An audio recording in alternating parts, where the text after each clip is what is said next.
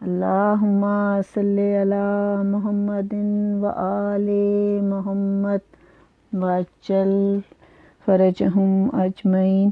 ان اللہ و ملائکتہ یصلون علی النبی یا ایھا الذین آمنوا صلوا علیہ وسلموا تسلیما۔ اللہم صلی علی محمد و آل محمد وعجل فرجہم اجمعین۔ یا آدم اسکن انت و زوجک الجنت۔ آدم تم جاؤ اپنی زوج کو لے کر جنت میں رہو، یعنی کہ اپنی زوجہ کو لے کر جنت میں رہو۔ یعنی سب سے پہلا رشتہ جو ہے وہ حضرت آدم اور جناب حوا کا ہے۔ اس کے بعد تمام رشتے اس دنیا میں وجود میں آتے ہیں۔ میری پاک بی بی کا میں نے آج یہی ذکر کرنا تھا کہ آپ نے ہر رشتہ نبھایا ہے، یعنی بیٹی بن کے بھی آپ نے اپنا رشتہ نبھایا، اور پھر اس کے ساتھ آپ نے زوجہ بن کے بھی اپنا رشتہ نبھایا۔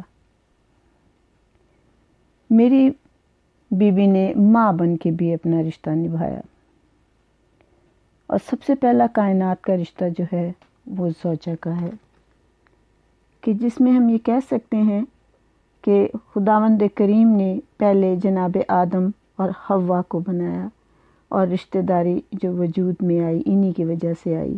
یعنی جب بھی کوئی رشتہ داری قائم ہوتی ہے تو ایک لڑکا ایک لڑکی ہوتی ہے، جو پھر ماں باپ بنتے ہیں، نانا نانی، دادا دادی، یہ سب رشتے اسی ایک رشتے سے بنتے ہیں۔ اور رشتے بنتے ہی صرف عورت سے ہیں۔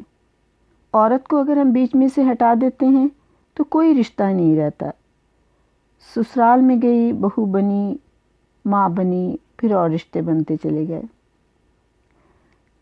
اب ہم یہ کہتے ہیں کہ میری پاک بی بی جب اس دنیا میں آئی تھی تو وہ نساء العالمین ہیں، پوری کائنات کی عورتوں کی سردار ہیں۔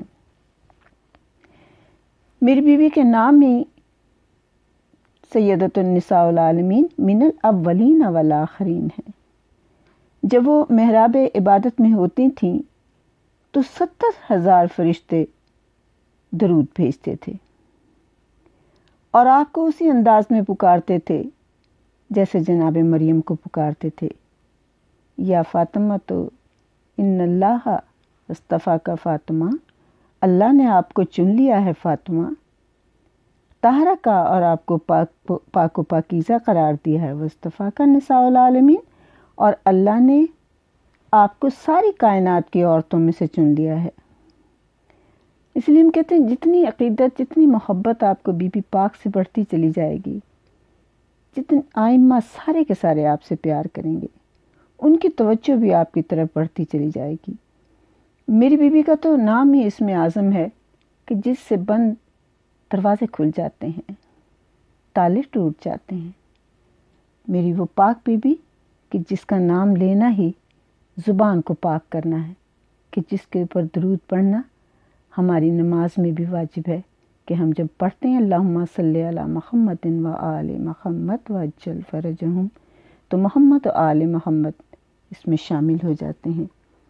اور میری بیوی اس میں سب سے پہلے ہم یہ کہتے ہیں کہ رسول خدا کی پیاری بیٹی اس میں شامل ہیں۔ پاک بیوی کی صرف میں نے بتانا ہے کہ آج آپ کو کہ میری وہ بیوی جو سیدۃ النساء العالمین ہے، آپ نے شادی کے بعد جب گھر میں آئی تو آپ نے شوہر کے گھر جانے کے بعد جس نظام زندگی کا نمونہ پیش کیا وہ عورتوں کے لیے ایک مثالی حیثیت رکھتا ہے۔ آپ گھر کا تمام کام اپنے ہاتھ سے کرتی تھیں، جھاڑو دینا، کھانا پکانا، چرخہ کاٹنا، چکی پیسنا، آٹا پیسنا، گوندنا، بچوں کی تربیت کرنا، یہ سب کام اکیلی جناب سیدہ عالم کرتی تھی۔ لیکن کبھی آپ کو غصہ نہیں آتا تھا، کبھی آپ نے اپنے شوہر سے اپنے لیے کسی نوکرانی یعنی مددگار یا خادمہ کی فرمائش نہیں کی۔ سن 7 ہجری میں یعنی کہ آپ کو جناب فضہ ملی تھی، اور وہ بھی جناب فضہ بھی آپ کے ساتھ تھیں تو ایک دن آپ خود کام کرتی تھیں اور ایک دن جناب فضا کام کرتی تھیں، کہ ایک دن جناب سلمان فارسی نے دیکھا کہ آپ چکی چلا رہی ہیں اور گود میں آپ کے مولا حسین بھی ہیں اور آپ کی جو ہاتھ ہے وہ خون یعنی کہ اس سے نکلنے لگا تھا۔ تو جناب سلیمان نے کہا کہ آپ کا میں بھی تو آزاد کرتا غلام ہوں، میں چکی چلا لیتا ہوں۔ تو آپ نے کہا کہ ٹھیک ہے آپ چکی چلا لیں، میں حسین کو سنبھال لیتی ہوں کیونکہ حسین آپ سے سنبھالے نہیں جائیں گے۔ آپ سلمان فارسی چکی چلانے لگے، اتنے میں اذان ہو گئی، انہوں نے وہیں پہ وہ جوں چھوڑے اور وہ چلے گئے۔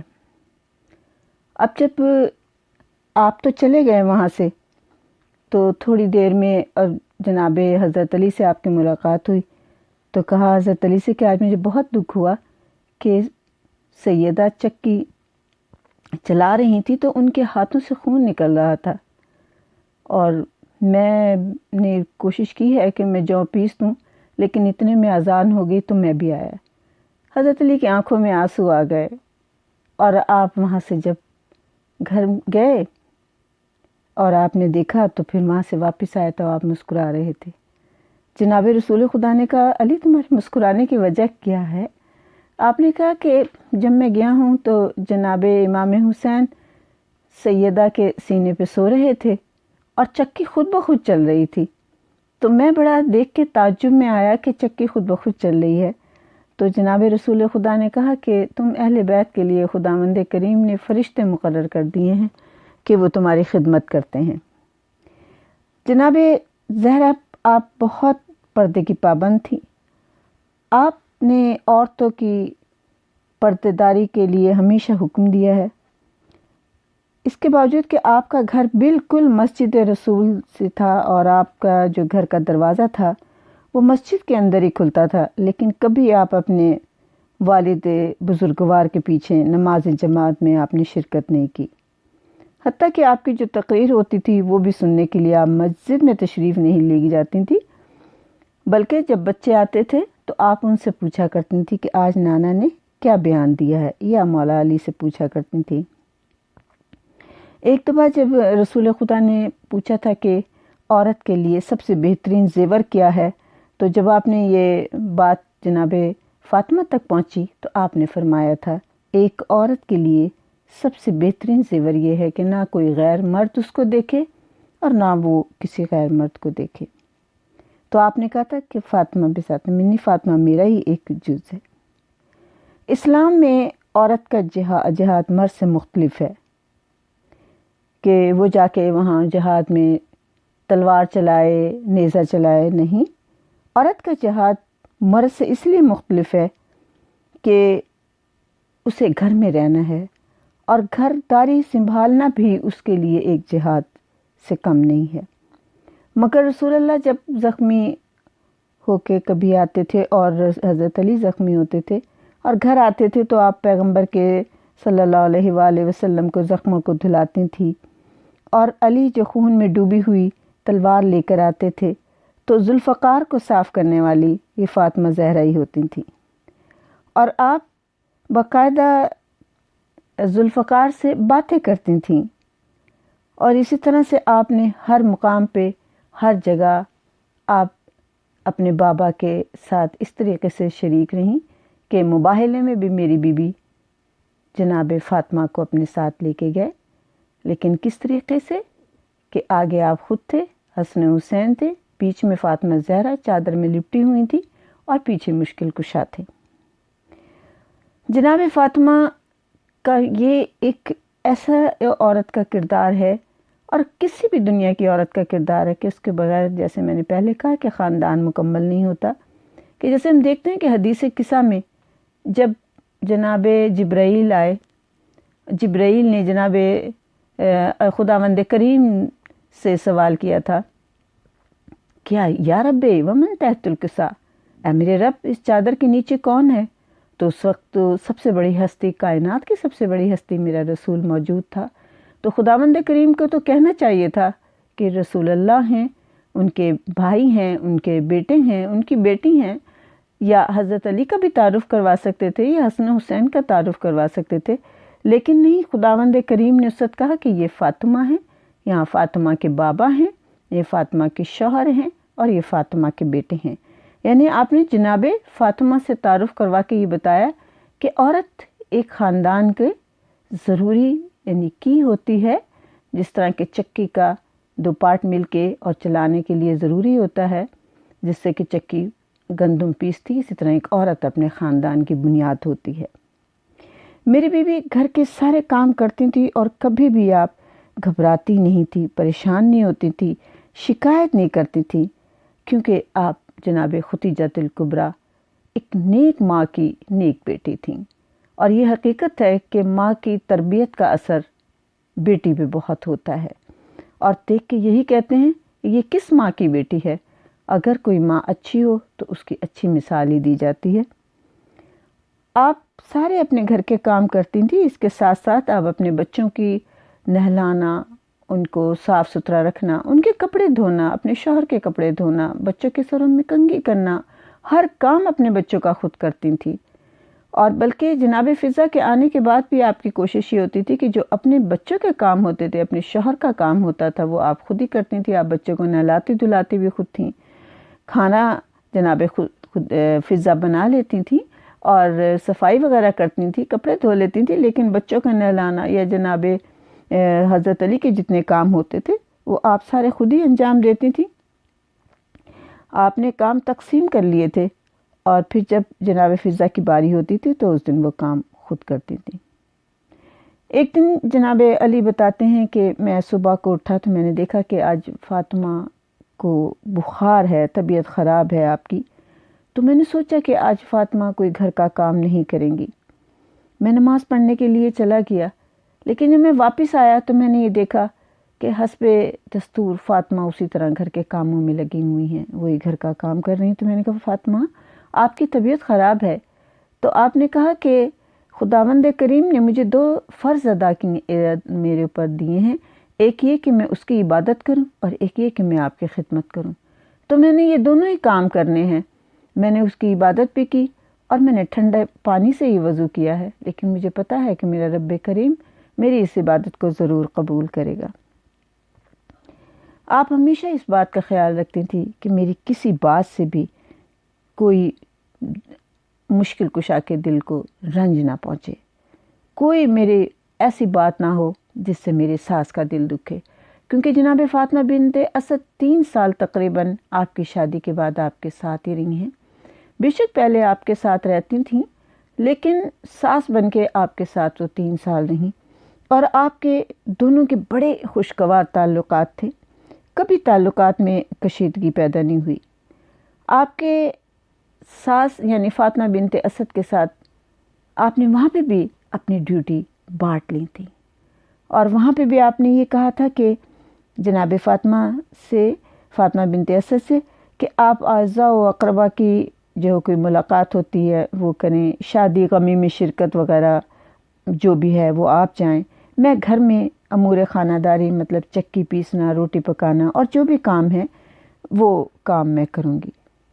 ان تمام گھریلو کاموں کے ساتھ آپ کی عبادت میں کبھی کمی نہیں آتی تھی۔ آپ بے شمار نمازیں شب و روز پڑھا کرتی تھیں، بلکہ گھر کے کام کرتے ہوئے بھی آپ اس میں الہی کا ذکر کرتی رہتی تھیں، ورد کرتی رہتی تھیں۔ آپ نے کبھی یہ نہیں سوچا کہ میری طبیعت خراب ہے یا کسی اور وجہ سے، نہیں، آپ ہمیشہ ذکر خداوندی میں مصروف رہتی تھیں۔ آپ کی طبیعت بہت خراب تھی اور آپ سے کمزوری بہت آپ کے جسم میں ہو رہی تھی۔ جناب علی نے دیکھا کہ آپ بہت کمزور ہوتی جا رہی ہیں، تو آپ نے کہا کہ آپ اپنے بابا سے کہیے کہ وہ آپ کو کوئی نوکرانی دے دیں۔ جناب فاطمہ تو ذرا ایک دفعہ گئیں تو وہاں پہ کچھ لوگ بیٹھے تھے، آپ خاموشی سے واپس آ گئیں، پھر دوبارہ گئیں، اسی طرح واپس آ گئیں، تیسری دفعہ پھر آپ گئیں تو واپس آ گئیں۔ آپ نے کچھ نہیں کہا کیونکہ لوگ وہاں پہ موجود تھے۔ جناب رسول خدا صلی اللہ علیہ وآلہ وسلم کو احساس ہوا کہ بیٹی کچھ پریشان ہے اور کچھ مجھ سے کہنا چاہتی ہے۔ آپ نے خود پیچھے گھر تشریف لے کے آیا آپ کے اور کہا فاطمہ کیا بات ہے، آپ مجھ سے کچھ کہنا چاہتی ہیں؟ آپ نے کہا بابا میرے سے گھر کا کام میں کچھ دشواری پیش آ رہی ہے، میری طبیعت ٹھیک نہیں ہے، کیونکہ ماشاءاللہ میری بیوی کی 9 سال کی شادی میں میری بیوی کے 5 بچے ہوئے ہیں، اور پھر ان بچوں کو سنبھالنا اور ان کی دیکھ بھال کرنا، یہ سب کام بھی میری بیوی کے تھے۔ بہت کمزور سی، بہت حسین میری بیوی، خوبصورت میری بیوی تھیں، لیکن اس کے ساتھ ساتھ ظاہر ہے جتنی ذمہ داریاں بڑھتی جاتی ہیں اتنا ہی کام بھی بڑھ جاتا ہے، تو اس لیے آپ نے بابا سے کہا تھا، اور وہ بھی اپنے شوہر کی اجازت سے۔ تو جناب رسول خدا صلی اللہ علیہ وآلہ وسلم نے کہا کہ فاطمہ تمہیں نوکرانی سے بہتر ایک ایسی چیز میں نہ بتا دوں کہ جو تمہارے لیے ساری عمر کام آئے؟ آپ نے کہا بابا بتائیے۔ تو آپ نے کہا کہ یہ تم تسبیح پڑھو 34 دفعہ، اللہ اکبر، سبحان اللہ، الحمدللہ پڑھا کرو، انشاءاللہ تعالیٰ تمہیں تھکاوٹ، کمزوری نہیں ہوگی اور تمہارے سارے کام بھی ہو جائیں گے۔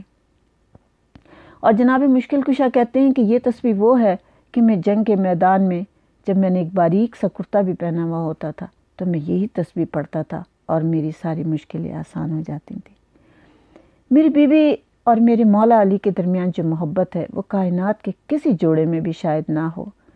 ایسی محبت، ایسا پیار میں نے بیوی اور مولا کے دیکھا ہے۔ میرے مولا علی علیہ السلام فرماتے ہیں کہ ایک دن میں جب جناب رسول خدا صلی اللہ علیہ وآلہ وسلم کے پاس کیا تو جناب رسول اللہ صلی اللہ علیہ وآلہ وسلم نے کہا کہ اے علی تمہارا شادی کا کیا خیال ہے؟ تو میرے مولا کہتے ہیں کہ بس میرے دماغ میں اس وقت یہ آیا، کیونکہ جناب فاطمہ کا متعلق آپ کے دل میں تو خیال تھا لیکن آپ زبان پہ نہیں لا سکتے تھے، کیونکہ آپ سمجھتے تھے کہ فاطمہ کے تو رشتے اور بہت ہیں۔ تو آپ کے دل میں یہ خیال آیا کہ بس آج رسول اللہ میرا رشتہ کسی قریشی عورت سے کر دیں گے اور میں تو کچھ بول بھی نہیں سکوں گا، کیونکہ آج تک آپ نے اپنے دل کی خواہش رسول اللہ کے سامنے کبھی ذکر ہی نہیں کیا تھا، اظہار ہی نہیں کیا تھا، کیونکہ اور لوگوں کے رشتے تو آئے بیوی کے لیے لیکن آپ نے کبھی اپنے آپ کو پیش نہیں کیا تھا۔ تو آپ کے دل میں یہ خیال آیا کہ فاطمہ سے تو رشتہ ہونے سے رہا، اب آج رسول اللہ میرا رشتہ کسی قریشی عورت سے طے کر دیں گے اور میں منع نہیں کر سکوں گا۔ تو میرے مولا نے ایک دم، جو کبھی بھی کچھ عذر نہیں بنایا کرتے تھے اور رسول اللہ صلی اللہ علیہ وآلہ وسلم کے پاس بیٹھنے میں فخر محسوس کرتے تھے، اس دن آپ نے کہا یا رسول اللہ مجھے اجازت ہے، میں پھر ابھی تھوڑی دیر میں آتا ہوں۔ یہ کہہ کر آپ وہاں سے چلے گئے، کیونکہ آپ کے دل میں یہ خوف پیدا ہوا کہ کہیں کسی قریشی عورت سے رسول میرا رشتہ طے کر دیں گے اور میں منع نہیں کر سکوں گا۔ جناب فاطمہ بھی میرے مشکل کشا سے بہت پیار کرتی تھیں، اور آپ اتنی محبت تھی کہ ایک دفعہ جنگ سلاسل، ذات سلاسل جو ہوئی ہے، جو وادی رمل میں تھی ہوئی ہے، اور وہاں پہ صرف چاروں طرف پتھر اور پہاڑ تھے، اور وہ جو دشمن تھے وہ وادی میں رہتے تھے اور وادی میں آ کے حملہ کرتے تھے، اور جو جانے والے ہوتے تھے وہ ہار جاتے تھے۔ تو جناب رسول خدا صلی اللہ علیہ وآلہ وسلم کو کسی نے کہا کہ یہ وادی میں رہنے والے جو لوگ ہیں یہ اب مدینے پہ شب خون مارنے والے ہیں، تو آپ اپنی حفاظت کر لیں۔ جناب رسول خدا نے یہ بات سن کے ایک فوج بھیجی، وہ ناکام آئی، دوسری بھیجی، تیسری بھیجی، اس کے بعد آپ نے حضرت علی علیہ السلام سے کہا کہ اے علی اب آپ جائیں اور فتح کر کے آئیں۔ میرے مولا علی علیہ السلام گھر تشریف لائے، اور میں جب بھی اس واقعے کو پڑھتی ہوں مجھے اپنی بیوی کی وہ ایسا لگتا ہے کہ جیسے میں بیوی کو سامنے دیکھ رہی ہوں کہ اپنے شوہر سے کس قدر محبت تھی میری بیوی کو۔ آپ ہمیشہ محاذ پہ جاتے تھے، لیکن نہ جانے کیوں اس دفعہ جب مولا علی آئے تو آپ نے کبھی زرد رومال اس طرح سے مانگا نہیں تھا، اور آپ کا وہ زرد رومال جب آپ سر پہ باندھتے تھے تو اس کا مطلب یہ ہوتا تھا کہ بس اب میں نے یہ کام کر کے ہی آنا ہے، چاہے میں اس میں شہید ہی کیوں نہ ہو جاؤں۔ آپ نے آتی جناب فاطمہ اپنے کسی کام میں مصروف ہیں، آپ نزدیک آئے اور کہا فاطمہ آپ میرے پاس آئیں، میری بات دھیان سے سنیں۔ جناب فاطمہ آئیں اور پوچھا یا علی بتائیں کیا کام ہے؟ کہا فاطمہ مجھے وہ میرا زرد رومال چاہیے۔ زرد رومال کا سننا تھا کہ جناب فاطمہ ایک دم گھبرا گئی اور آپ کہنے لگیں کہ آپ کو زرد رومال کیوں چاہیے، آپ کہاں جا رہے ہیں؟ تو جناب علی نے کہا کہ میں وادی رمل میں جنگ کرنے کے لیے جا رہا ہوں اور مجھے یہ رومال چاہیے۔ تو جناب فاطمہ ایک دم رونے لگ گئی اور کہنے لگیں اس کا مطلب یہ کہ آپ نے یہ ارادہ کر لیا ہے کہ آپ نے شہید ہونا ہے۔ جناب مولا علی اپنی زوجہ کی، اپنی فاطمہ کی یہ حالت دیکھ کے بہت پریشان بھی تھے۔ مسکراتے ہوئے کہا فاطمہ نہیں، میں واپس آؤں گا، تم کیوں گھبرا رہی ہو؟ کہا نہیں، یہ رومال تو اس بات کی نشانی ہے کہ آپ نے شہادت اپنے دل میں ٹھان لی ہے کہ آپ نے شہید ہونا ہے۔ آپ ابھی رو ہی رہی تھیں کہ جناب رسول خدا صلی اللہ علیہ وآلہ وسلم وہاں تشریف لے آئے اور آپ نے دیکھا کہ فاطمہ رو رہی ہیں۔ رسول خدا کیسے برداشت کریں کہ ان کی بیٹی روئے؟ آپ کو بہت اذیت ہوتی تھی۔ آپ نے کہا علی، کیا آپ دونوں کے درمیان کوئی بات ہوئی ہے جو میری فاطمہ رو رہی ہے؟ جناب علی نے مسکراتے ہوئے کہا کہ یا رسول اللہ، میں نے فاطمہ کو کچھ نہیں کہا اور نہ ہماری کوئی بات ہوئی ہے، صرف یہ کہ آج میں نے اپنا زرد رومال مانگا ہے کہ آج مجھے اس محاذ کو جیتنا ہی ہے، تو فاطمہ اس وجہ سے پریشان ہیں کہ شاید میں شہید ہو جاؤں۔ رسول اللہ صلی اللہ علیہ وآلہ وسلم نے فاطمہ بی بی کو اپنے پاس بٹھایا اور کہا فاطمہ، مجھے بڑی خوشی ہے کہ تو اپنے شوہر کی زندگی کے لیے دعا کرتی ہے اور اپنے شوہر سے پیار کرتی ہے۔ میرے بھائی علی سے تو اتنا پیار کرتی ہے، میرا دل بہت خوش ہوا۔ لیکن فاطمہ تو گھبرا نہیں، علی کو کچھ نہیں ہوگا۔ تو مولا علی مسکراتے ہوئے کہتے ہیں یا رسول اللہ، کیا آپ نہیں چاہتے کہ میں شہید ہو جاؤں، مجھے شہادت کا درجہ نصیب نہ ہو؟ تو جناب فاطمہ ایک دم کہتی ہیں کہ میری زندگی میں آپ سلامت رہیں، آپ جیتے رہیں، آپ کو کچھ بھی نہ ہو، آپ کی لمبی عمر ہو، جب میں مر جاؤں تو آپ شہید ہو جائیں۔ اور شاید میں کہتی ہوں اسی لیے بی بی کی یہ خواہش تھی کہ مولا علی زندہ رہیں، کیونکہ کوئی بھی پیار کرنے والا اپنے پیار کرنے والی ہستی کو مرتے ہوئے دیکھنا پسند ہی نہیں کرتا، یہ چاہتا ہی نہیں کہ اس کا پیارا اس دنیا سے اس کے سامنے جائے۔ تو میری بیوی نے فوراً کہا کہ میں یہ برداشت ہی نہیں کر سکتی کہ علی اس دنیا میں نہ ہوں اور میں اس دنیا میں ہوں۔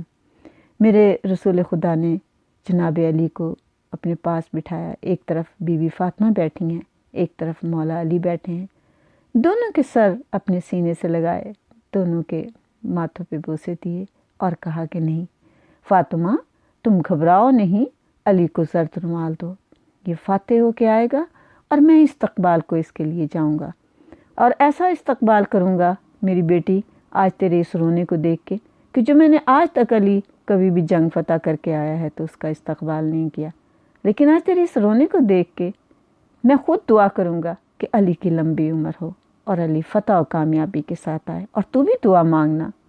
اور پھر جناب مولا علی گئے اور آپ فاتح بن کے آئے، اور جب آپ کی اطلاع جناب جبرائیل نے حضرت رسول اکرم صلی اللہ علیہ وآلہ وسلم کو دی، والعادیات ضبحا، یہ سورت قرآن کی آئی ہے، تو جب آپ کو اطلاع دی کہ علی نے فتح پا لی ہے تو رسول خدا خود مدینے سے باہر نکلے اور آپ نے مردوں کی 2 قطاریں بنا دی تھی اور کہا کہ آج علی کا گھوڑا ان قطاروں کے درمیان میں سے گزرے گا۔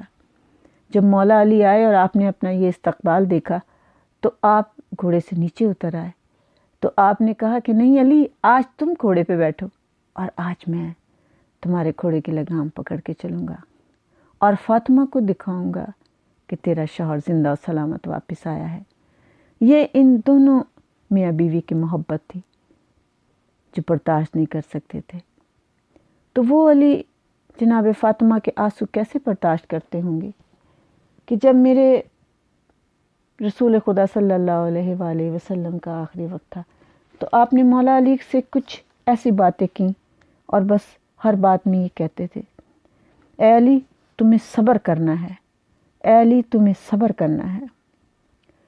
جناب رسول خدا کی تمام باتوں پہ آمین کہتے رہے، صبر کے وعدے کرتے رہے وہ علی جو شیر خدا ہے، جو فاتح خیبر ہے، جو جنگ کا شیر ہے، جو شیروں کا شیر ہے، جو اسد اللہ ہے، جو کبھی کسی سے نہ ڈرنے والا علی، جو موت کی آنکھوں میں آنکھ ڈھال کے لڑنے والا علی، اس علی نے صبر کا وعدہ کیا۔ جناب رسول خدا صلی اللہ علیہ وآلہ وسلم کی وفات پر پورے مدینے کی لوگوں کی آنکھوں سے سیلاب اشک جاری ہوا۔ مدینے کے ہر کونے سے گریہ و بکا کی صدائیں بلند ہونے لگیں۔ ہر طرف سے ایک رونے کی صدا تھی۔ تمام لوگ غم میں، شدت غم میں اس قدر ڈوبے ہوئے تھے کہ انہیں دنیا کی کسی چیز کا ہوش نہ تھا۔ ان کے سوچنے سمجھنے کی صلاحیت سلب ہو چکی تھی۔ لیکن جس شخص کا جتنا تعلق ہو وہ اس صدمے سے اتنا ہی تو متاثر ہوتا ہے۔ کسی کا کوئی جاتا ہے تو کوئی سب تو اتنا نہیں روتے، کوئی آہستہ آہستہ رو رہا ہوتا ہے، کوئی چیخیں مار کے رو رہا ہوتا ہے، تو ظاہر ہو جاتا ہے کہ کس کو کس سے کتنا لگاؤ ہے، کتنا اس کے جانے کا صدمہ ہوا ہے۔ رسول خدا کی وفات نے جہاں تمام مسلمانوں کو متاثر کیا، ان کے خاندان والوں کو متاثر کیا، وہاں جناب سیدہ کے لیے تو قیامت کبریٰ قائم کر دی تھی۔ حضرت سیدہ کے غم و اندوہ کا اندازہ خدا کے علاوہ کوئی نہیں کر سکتا تھا۔ بی بی کے غم میں ہر روز مسلسل اضافہ ہوتا رہتا تھا۔ آپ کی گریہ و بکا کی آوازیں روزانہ بلند سے بلند ہوتی رہتی تھیں۔ آپ کا درد روزانہ بڑھتا چلا جا رہا تھا۔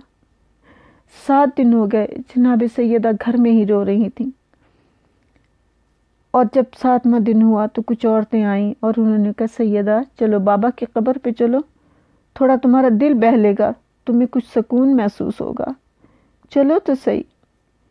اس وقت آپ کی آنکھوں سے آنسو اس طرح بہہ رہے تھے کہ آپ سے منہ سے الفاظ ادا نہیں ہو رہے تھے۔ آپ تیار ہوئیں، بنی ہاشم کی عورتیں آپ کے ساتھ تھیں۔ آپ کے چادر کا پلو زمین پر گھسٹ رہا تھا اور چادر آپ کے پیروں سے لپٹ لپٹ جا رہی تھی۔ ایسا تھا جیسے آپ کا پورا جسم کانپ رہا تھا، آپ کے پیروں میں لرزش تھی، آپ سے چلا نہیں جا رہا تھا۔ عورتیں آپ کو سہارا دے رہی تھیں اور آپ اتنی شدت سے رو رہی تھی کہ آپ کو کچھ دکھائی نہیں دے رہا تھا۔ آپ بڑی مشکل سے اپنے والد کی قبر پر آئیں، اور جیسے ہی آپ نے اپنے بابا کی قبر دیکھی تو قبر پر گر پڑیں اور بے ہوش ہو گئیں۔ مدینے کی دوسری عورتیں دوڑتی ہوئی آئیں، انہوں نے آپ کے چہرے پہ پانی کے چھینٹے مارے جس سے آپ ہوش میں آئیں۔ آپ نے جب ہوش میں آئی تو اپنے والد سے اس طرح سے آپ نے بیان کرنا شروع کیا، بابا میری طاقت ختم ہو گئی ہے، بابا میرا صبر جواب دے گیا ہے، بابا میرے دشمن میرے صدمے سے خوش ہیں، بابا آپ کی موت کا صدمہ مجھے ہلاک کر دے گا۔ پھر ایک چیخ مار کے، اور ساتھ والی جو عورت بیٹھی ہوتی تھی اس کے گلے میں بائیں ڈال کے کہتی تھی مجھے میرا بابا نظر نہیں آتا، میری دنیا اندھیر ہو گئی ہے، بابا میری طاقت بالکل ختم ہو گئی ہے، میں اکیلی رہ گئی ہوں، بابا میری آواز خاموش ہو گئی ہے، بابا میری کمر ٹوٹ گئی ہے، اب میرا کوئی اس زمانے میں ایسا درد مند نہیں ہے۔ جناب حسن حسین کو سینے سے لگا کے کہتی تھی کہاں چلا گیا وہ جو تمہیں کندھوں پہ بٹھاتا تھا تمہارا نانا؟ جس وقت فجر کی اذان ہوتی تھی جناب فاطمہ اٹھ کے بیٹھ جاتی تھی اور کہتی تھی حسن حسین دیکھو نانا دروازے پہ آئے ہوں گے۔ ہر روز دروازے پہ آ کے کہتے تھے السلام علیکہ یا اہل بیت نبوہ، مجھے وہ آواز سنائی نہیں دیتی۔ جب ظہر کا ٹائم ہوتا تھا پھر یہی آواز کہتی تھی مجھے میرا بابا نظر نہیں آتا۔ جب آدھی رات ہوتی تھی تو فاطمہ اٹھ کے بیٹھ جاتی تھی مجھے میرے بابا کا قرآن نہیں سنائی دے رہا، بابا آپ کہاں چلے گئے ہیں؟ بابا میں کیا کروں؟ مجھ سے لوگ کہتے ہیں کہ میں نہ روں لیکن بابا مجھ سے برداشت نہیں ہوتا۔ بابا میرا کون مددگار ہے؟ بار بار آپ ایسے بیان کر کر کے آپ روتی تھیں، اور جب آپ روتی تھیں تو سارا مدینے میں ایک گریہ پیدا ہو جاتا تھا، سب لوگ رونے لگ جاتے تھے۔ اور پھر جناب حضرت علی کے پاس لوگ آئے اور آ کے کہنے لگے فاطمہ سے کہیں کہ یا دن کو روئیں یا رات کو روئیں، ہمیں کسی وقت سکون نہیں ملتا۔ میں کہتی ہوں یہ میرا بیوی کے لیے اور بھی صدمہ تھا کہ لوگ پرسہ دینے کے لیے بجائے، تسلی دینے کے بجائے بچی سے، بیٹی سے کہہ رہے ہیں کہ تو مت رو۔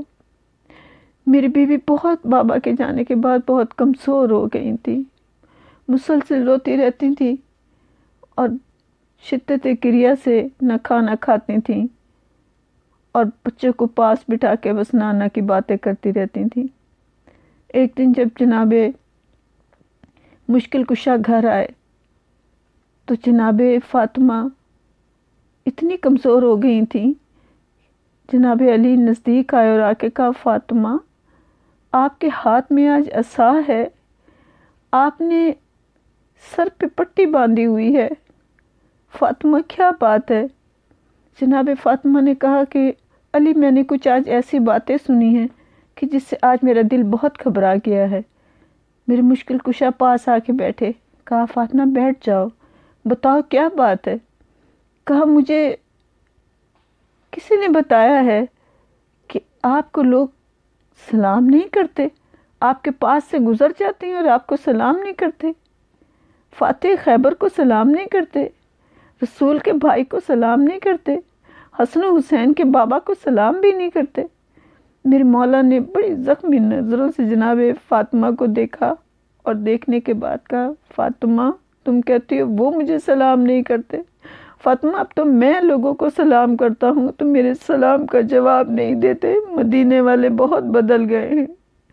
میری بیوی بہت پریشان تھی، جناب علی کا ہاتھ پکڑ کے کہتے ہیں یا علی میں اب زیادہ دن زندہ نہیں رہوں گی، لیکن بس میں اس وجہ سے پریشان ہوتی ہوں کہ آپ بالکل اکیلے ہیں، آپ کا کوئی غم گسار نہیں ہے، آپ کا کوئی ساتھی نہیں ہے، آپ اکیلے رہ جائیں گے علی، میں آپ کے لیے بہت پریشان ہوں۔ لیکن آپ کہتے ہیں کہ اے علی میری کچھ وصیت ہے وہ ضرور یاد کر لیں۔ یا علی ایک تو آپ نے مجھے غسل و کفن آپ نے دینا ہے، آپ نے مجھے حنوط کرنا ہے، آپ نے ہی میرے لیے تابوت تیار کرنا ہے۔ یا علی تابوت کا طریقہ میں نے سیکھ لیا ہے اور میں آپ کو بتاؤں گی، آپ نے ویسے ہی میرے لیے تابوت تیار کرنا ہے۔ اب کسی شوہر کو جسے اپنی بیوی سے اتنی محبت ہو، اس کے سامنے بیوی ایک مرنے کی باتیں کر رہی ہو تو میرے مولا علی کا کتنا چیخ چیخ کے رونے کا دل چاہ رہا ہوگا، لیکن میرا صابر مولا، میرا مظلوم مولا خاموشی سے سر جھکائے، آنسو آنکھوں سے ٹپک رہے ہیں، لیکن جناب فاطمہ کی باتیں سن رہے ہیں۔ بیوی نے مولا کا ہاتھ بڑی مضبوطی سے پکڑا ہوا ہے اور کہا یا علی میں مجبور ہوں، لیکن مجھے آپ کو یہ باتیں کرنی ہیں، اور یا علی میرے جنازے پہ ان لوگوں کو نہ بلانا جنہوں نے مجھے بہت ستایا ہے، یا علی میرا جنازہ رات کو اٹھانا، اور یا علی میری قبر بنانا اور کسی کو نہ بتانا۔ میری بیوی یہ تمام وصیتیں کر رہی تھی، مولا بھی رو رہے تھے اور بیوی بھی رو رہی تھی۔ پھر آپ نے کہا کہ یا علی میں اپنے بچوں کے متعلق آپ کو کہنا چاہتی ہوں کہ میرے مرنے کے بعد آپ شادی ضرور کر لینا۔ میری زینب و کلثوم بہت چھوٹی ہیں، میری کلثوم تو بہت ہی چھوٹی ہے، اور یا علی میرے حسین کو پیاس بہت لگتی ہے، آپ نے دیکھا ہوگا میں رات کو اٹھ اٹھ کے اپنے حسین کو پانی پلاتی ہوں، میرے حسین کو پیاس بہت لگتی ہے، اور یا علی میری زینب پردے کی بڑی پابند ہے۔ آپ نے دیکھا ہے کہ جب آپ آتے ہیں اور آپ سے کوئی بات کرنی ہوتی ہے تو وہ میرے پیچھے کھڑی ہو جاتی ہے، چھپ جاتی ہے اور وہاں سے آپ سے بات کرتی ہے۔ یا علی میری زینب کا بہت خیال کرنا، آپ ایک ایک بچے کے لیے، حسن کے لیے آپ بات کرتی رہیں، اور پھر جب سب باتیں کر چکی تو آپ نے صرف ایک بات کی کہ یا علی میں آپ کے لیے بہت پریشان ہوں، لیکن آپ نے اپنا بھی خیال کرنا ہے، میں آپ کو خدا کے سپرد کرتی ہوں یا علی، اور بچوں کو آپ کے سپرد کرتی ہوں۔ انا للہ و انا الیہ راجعون۔ باراللہ اس ذکر کے صدقے سے ہمارے گناہ کبیرہ و صغیرہ کو معاف کر دینا۔ یا امام زمانہ، یا بارہ امام، یا مولا حسن و حسین، یا جناب رسول خدا مولا علی علیہ السلام، آپ سب ہمارے اس پرسے کو قبول کر لینا، یا جناب زینب و کلثوم و رقیہ ہمارے اس پرسے کو قبول کر لینا۔ اے میری پاک بیویوں، خداوند کریم سے جس طرح آپ یتیم ہوئے ہیں، اے میری بیوی جو دنیا میں یتیم ہے ان کی حفاظت کرنا۔ اے میری بیوی اس وقت کے صدقے میں جو بے اولاد ہیں ان کو اولاد عطا کر دے۔ اے میرے مولا جن کی اولاد نرینہ نہیں انہیں اولاد نرینہ عطا کر۔ اے میرے مولا ایسے بے گناہ قیدی جو قید میں ہیں ان کو رہائی دینا اس وقت کے صدقے میں۔ اے میرے مولا جو بیمار ہیں، بیمار کربلا کے صدقے میں انہیں صحت کلی عطا کر۔ اے میرے مولا جو مقروض ہیں ان کے قرضے ادا کر دے۔ اے میرے مولا جن کی جو جائز دلی خواہشیں ہیں وہ پوری کر دینا۔ اے میرے رحیم جن کے گھر میں رزق کی کمی ہے انہیں بے تحاشا رزق اس وقت کے صدقے میں عطا کر دے۔ جس کی جو دلی جائز حاجات ہیں وہ سب پوری کر دینا۔ اے میرے مولا ہماری عاقبت بخیر کر دینا۔ اے میرے رحیم اس وقت کے صدقے گناہ کبیرہ و صغیرہ معاف کر دینا۔ اے میرے مولا گناہوں کو معاف کر دینا، میرے ماں باپ کے گناہوں کو معاف کر دینا، میرے بھائی کے گناہوں کو معاف کر دینا۔ اے میرے مولا اس وقت کے صدقے میں سارے جو بھی مومن اور مومنات اس دنیا سے گئے ان کے گناہوں کو معاف کر دینا، عاقبت بخیر کرنا، روز محشر پیاس کی شدت سے بچانا، پاک زہرا کے چادر کے سائے میں رکھنا، میرے مولا علی کے علم کے سائے میں رکھنا۔ اللہم صلی علی محمد و آل محمد امام زمانہ کا جلد ظہور ہو جائے۔ اللہم صلی علی محمد و آل محمد وعجل فرجہم اجمعین۔